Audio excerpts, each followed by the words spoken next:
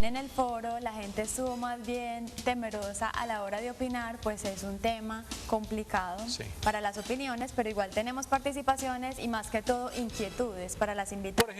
Por ejemplo, Patricia Martínez nos dice: la objeción de conciencia es el rechazo al cumplimiento de determinadas normas por ser estas contrarias a las creencias éticas o religiosas de una persona.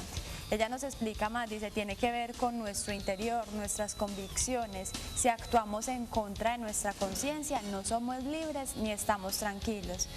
Y con respecto a la otra pregunta, dice que en ninguna circunstancia actuaría en contra de su conciencia.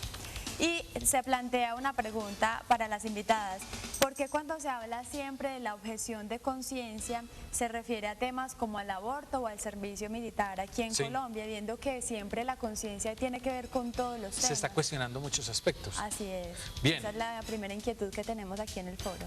Lo cierto, Beatriz, es que sí, el tema de objeción de conciencia en los últimos meses, por lo menos, sí se ha centrado en estos dos aspectos: servicio militar y aborto.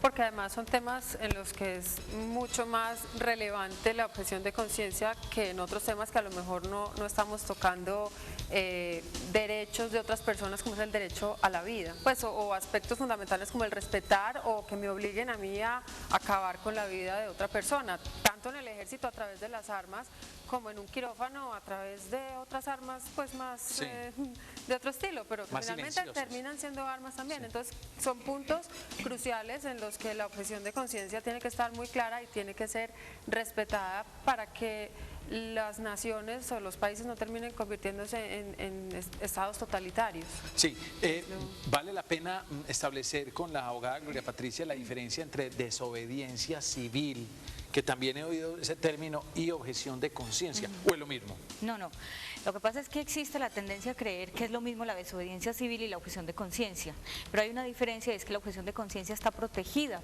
por la Constitución y la ley de los países, mientras que la desobediencia civil no. Pero además la objeción de conciencia es un derecho fundamental inherente a la persona y como tal obviamente está, digamos, protegida por el ordenamiento, mientras que la desobediencia, y además la objeción de conciencia no busca cambiar necesariamente una ley, lo que busca es que se respeten mis convicciones íntimas, sean morales, religiosas, filosóficas, inclusive de ciencia. Posiblemente hablaremos luego de la objeción de ciencia, que es distinta de la de conciencia. En cambio, en la desobediencia es más de tipo público, casi colectivo, en donde yo lo que estoy buscando es que se desobedezca una norma porque no estoy de acuerdo, estoy buscando inclusive que esa norma se cambie y asumo las consecuencias de irme en contra de la norma, inclusive si eso me lleva a la cárcel. Los objetores de conciencia no van a la cárcel, eso sería un caso extraordinario y además sería completamente ilegal, inconstitucional y violaría tratados internacionales de Colombia, con lo cual la objeción de conciencia no tiene sanción, pero la desobediencia civil sí la puede tener. En el servicio militar, en este momento, entonces podríamos decir que los muchachos no se lo están llevando. No, claro que se los están llevando. Aunque haya objeción de conciencia. Claro, lo que pasa es que existe una ley que es la ley 48 de 1993 y esa ley dice que todos están obligados a prestar el servicio militar obligatorio, salvo los indígenas y las personas que tengan una discapacidad física o sensorial permanentes. Lo que pasa es que la Corte, con la primera objeción de conciencia al servicio militar, que se hizo en el 92 y que fue a raíz precisamente de un grupo religioso, los menonitas, la Corte en ese momento dijo, pues lamentamos esto, pero la defensa del Estado y las instituciones está por encima. Pero ahora, con el fallo que es relativamente reciente, la Corte que ha dicho, hombre, la objeción de conciencia es un derecho fundamental, no podemos desconocerlo, pero lo hacemos a través de acción de tutela. ¿Por qué? Porque es que a veces los muchachos quieren evadir el servicio militar y dicen, por ejemplo, yo soy católico, pero uno va a ver y el muchacho de católico no tiene nada, pues solamente dice soy católico o soy menonita, ¿no es cierto? Hay que probar que efectivamente, en caso religioso, a mí mi religión me impide empuñar un arma y dañar a otro, ¿no es cierto? Ya. En el caso del aborto, a mí me sigue preocupando el tema de objeción de conciencia porque percibo, no sé si es mera percepción, que existen unas corrientes poderosas poderosas y fuertes que incitan a la práctica del aborto en los famosos casos especiales que ya ustedes los conocen, y que casi que al médico se siente que a veces están traspasando esa objeción de conciencia. No sé si esa fuerza inclusive desde altos niveles de la justicia en Colombia.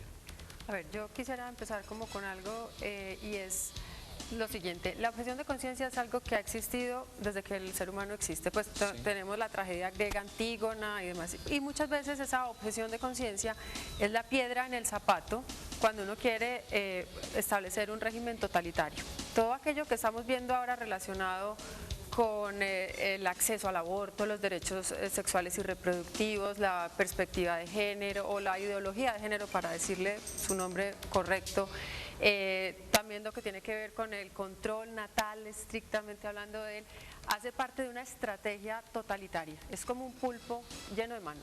Entonces, tiene unos objetivos que van mucho más allá de lo que la gente buenamente alcanza a percibir.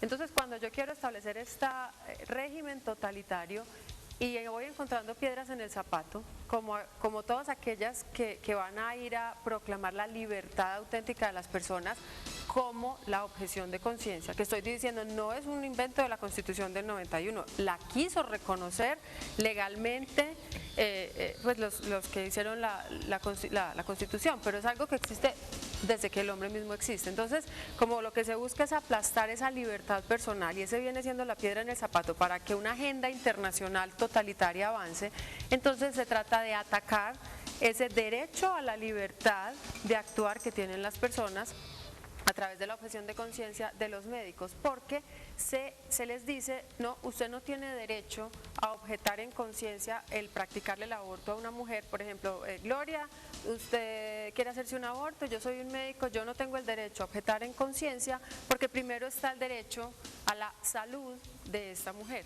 Entonces así se van yendo con la ley y creando pues sentencias, resoluciones, todo tipo de cosas que vayan minando la posibilidad de las personas de poder actuar de acuerdo con lo que creen.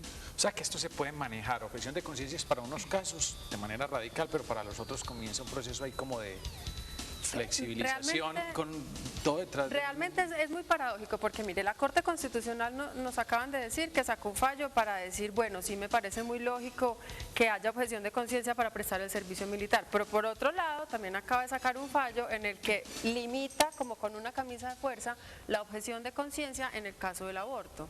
Entonces la Corte es contradictoria, o sea, para lo que le conviene sí funciona. Ideológicamente lo que le gusta. Claro, lo políticamente correcto, sí. Eso sí lo fomentamos, y lo que no nos conviene, entonces ahí no se puede la objeción de conciencia.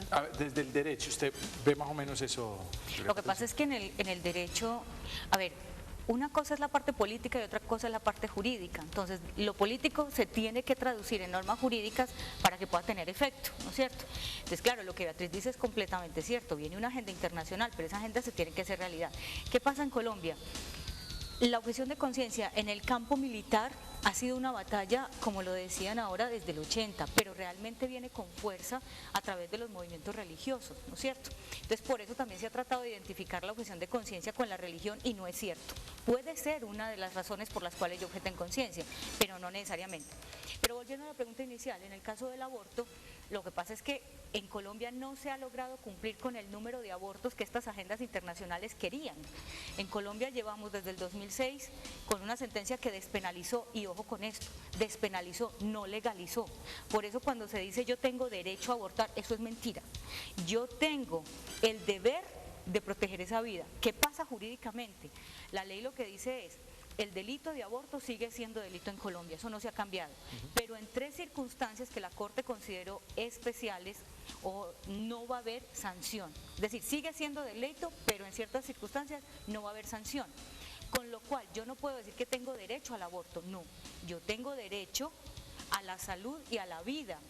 Pero un aborto no me va a dar salud y vida. Es más, los médicos tienen supremamente claro en qué casos, por ejemplo, una preeclampsia, una situación donde no haya otra opción, y allí ellos están actuando con el mal menor. pero eso es una cosa completamente distinta. Entonces es una falacia tratar de meter en el lenguaje el que yo tengo derecho a abortar y usted tiene la obligación de practicarme un aborto, y tiene tanta obligación que inclusive puedo limitar la objeción de conciencia. Entonces hay que tener mucho cuidado con el lenguaje que se nos está queriendo introducir y con el que la Corte también está empezando a ser consecuente, porque si yo hablo de derechos y además a eso le doy la connotación de fundamentales y además digo que los puedo proponer vía acción de tutela para defenderlos, ojo que lo que viene detrás es muy serio.